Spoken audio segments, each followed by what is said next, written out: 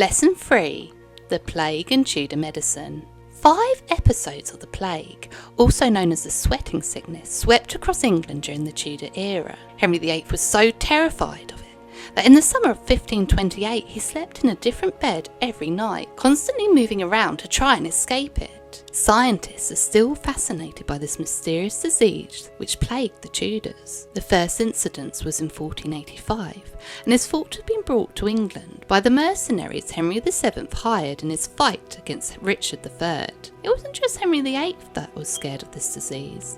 The whole land was terrified. You could wake in the morning feeling completely normal and be dead by night. There was no warning of when it was about to strike.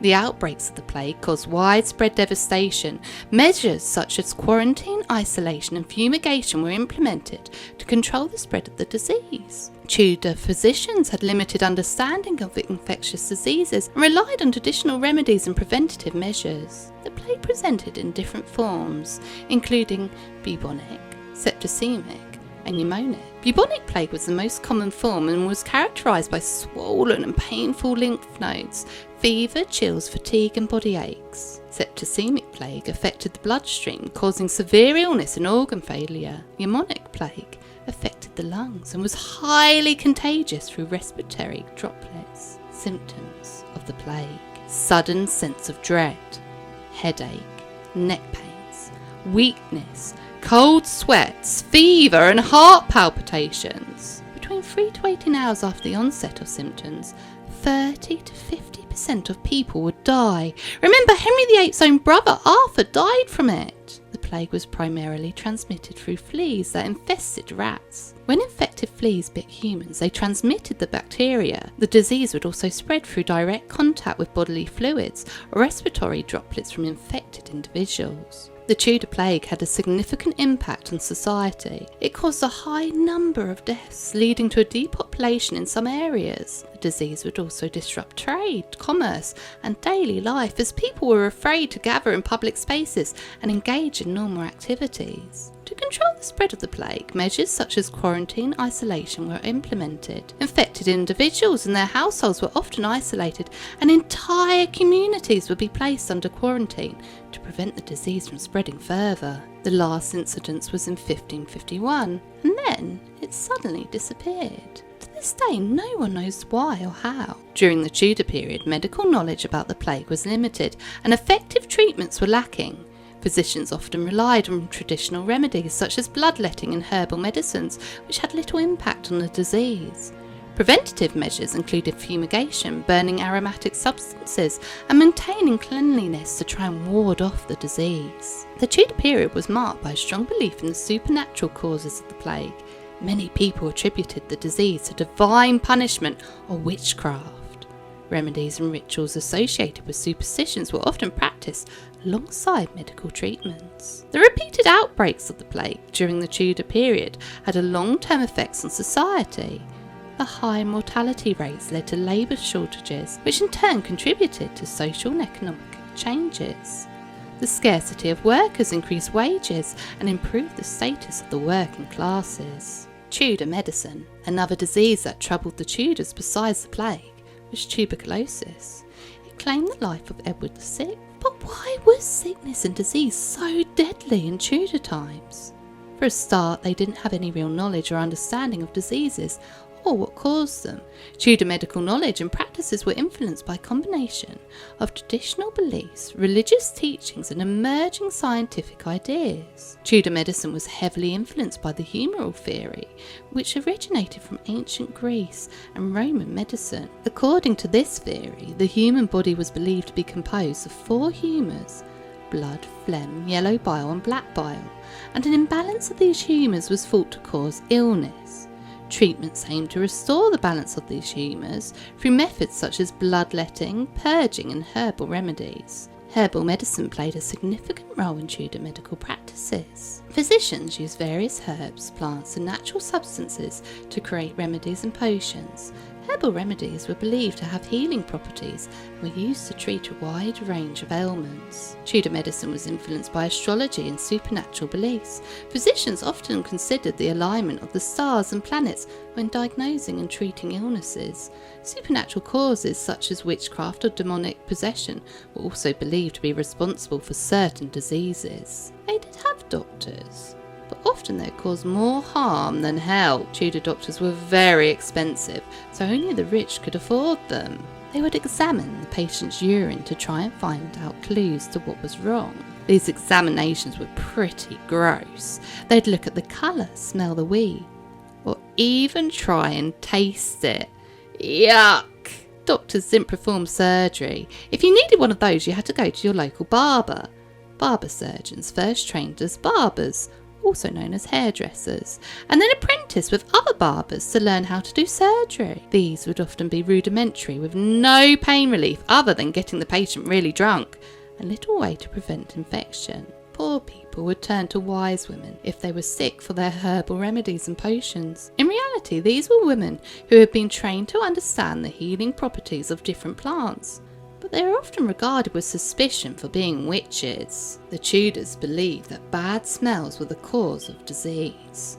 But what really caused disease in Tudor times was the overcrowding in their cities.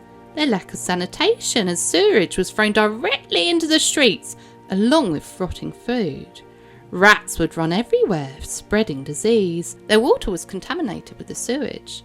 Lack of hygiene. The Tudors would hardly ever wash, including their hands. Tudor treatments. Bloodletting. This is where cuts were made in the patient, usually in the arms, and the blood allowed to flow out into a bowl. They believed that this rebalanced the humours in the body. Leeches.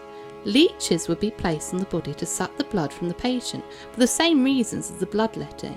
Herbal medicines would be mixed with spices. They also used lucky charms, and it'd be common for a Tudor to carry a lucky hare's foot or a dead toad, or a posy of flowers to smell to keep away evil disease.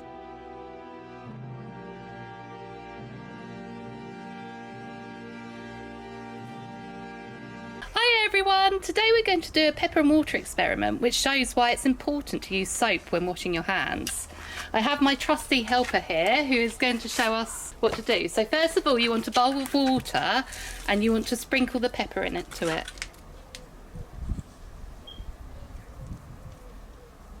That's it.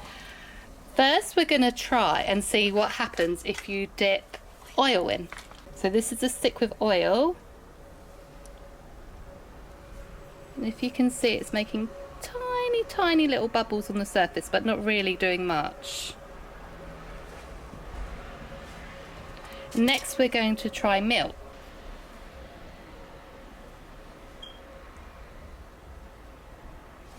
And again, it's not really having any effect. Now we're going to try toothpaste.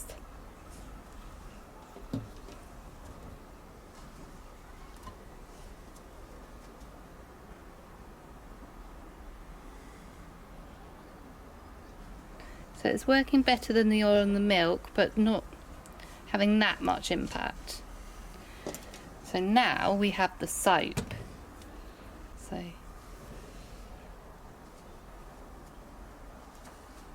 can you see what's happening to the pepper as you put the soap in the water?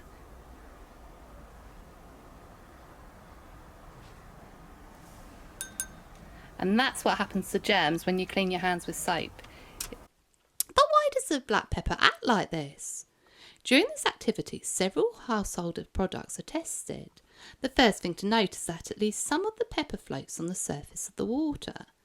When salt or sugar is added to the water, it dissolves, but that doesn't happen with the pepper. This is because the pepper is hydrophobic, so the water molecules are not attracted to it, and it doesn't break apart the bonds holding the pepper together. In addition, the pepper grounds manage to stay floating on the surface of the water because they are light, and also because the water molecules cling to each other and arrange themselves a bit like a chain of friends holding hands. This creates a sheet across the top of the water, known as surface tension, and keeps the pepper floating on the top instead of sinking to the bottom of the bowl. The addition of the oil should have very little effect, as should the milk. This is to do with the fact that they are both fat-based, and fat can float on the surface of the water without disrupting the surface tension.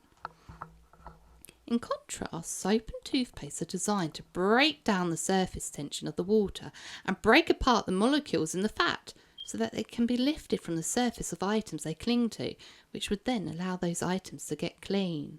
When the soap or toothpaste is added to the water, the surface tension is broken up, but the water molecules want to stay together and keep that tension going, so they move away from the soap, carrying the pepper with them.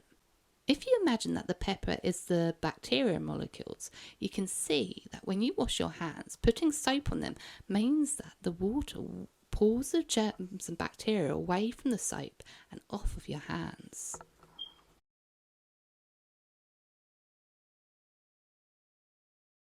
Hi Chatty Zebra, today we're going to be doing a germs experiment with bread to grow mould. So first we're doing a untouched one, so I'm going to use a fork to get out.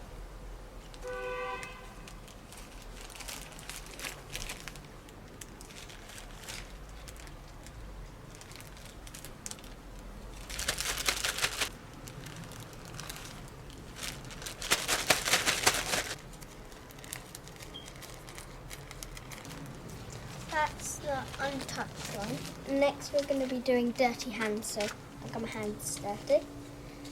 Got that. Next I can touch that.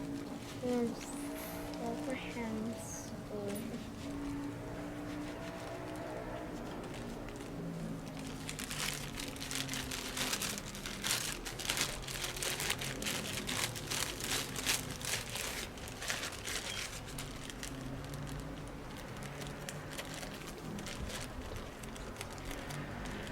Wash my hands for clean hands. So now it's clean hands and I've just washed my hands.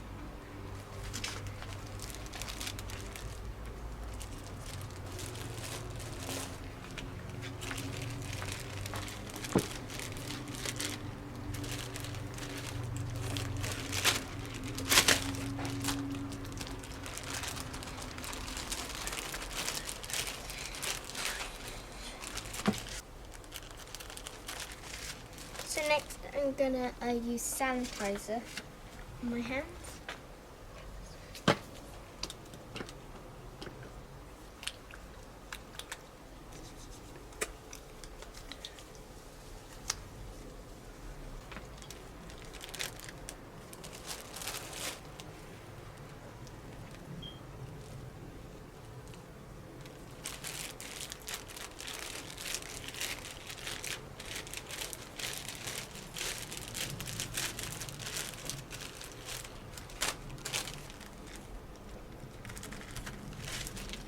And we're going to put these on the windowsill and see which one grows mould first. For our second experiment, we're going to be doing growing germs. And this is looking at how fast bacteria and microbes grow under different conditions.